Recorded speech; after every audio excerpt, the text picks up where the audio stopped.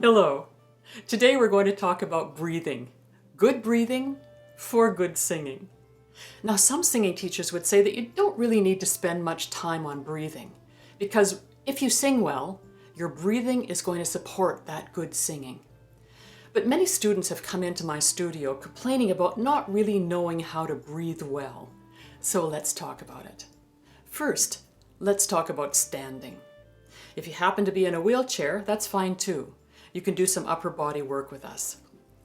So standing well is really three issues: shoulders being broad, chest being proud, and chin being level to the floor. So you don't want your chin tilted back or tilted down. You don't want your shoulders in this weight of the world look, nor are they pulled back in this military look. You feel as though you've got strings attached to your shoulders and they're going out, keeping you nice and upright like this, and your chest is proud, you're feeling good. You've breathed in a beautiful garden of flowers. And you could also think about having a string attached to the top of your head and to the ceiling, so it keeps your head floating beautifully on your neck. And there we go. Total transformation for some people when you ask them to put their shoulders sideways like this and their chest proud and their chin like this. They look confident. They look self-assured. That's good standing. Okay, now we're going to do a breathing exercise. And for that, I'd like you to find something in your house. It could be a scarf, like mine, or it could be a belt, or a piece of string even, or a cord. What you're going to do with it is put it around your rib cage like this. So it needs to be long enough so that you can hold the ends around your rib cage. So I'm going to wait for you right here. Please put me on pause and come back with something like this so that we can do a breathing exercise together. Pause me. Okay, welcome back. Here we go with a breathing exercise. So you're standing well. Shoulders are broad, chest is proud, your chin is level.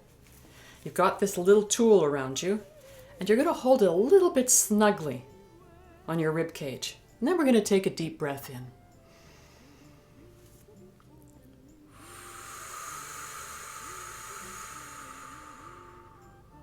You can see when I breathe that my chest doesn't rise very much.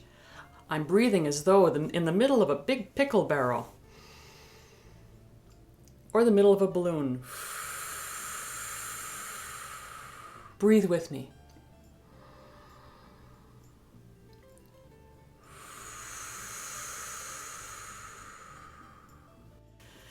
You have this cord around you, this scarf around you, so that you can feel your rib cage leaning against it as you slowly let your breath out during this next breathing exercise. So just watch me for a moment. I'm going to take a deep breath and I'm going to exhale in a long held S. Just watch.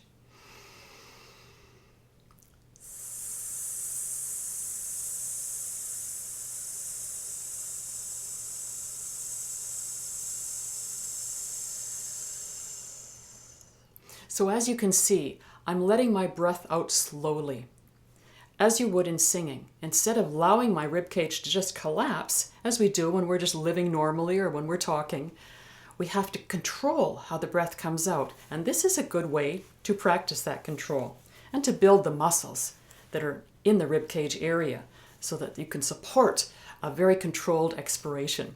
So take a deep breath. You're holding that a little bit taut. Okay? Breathe out on S. Here we go.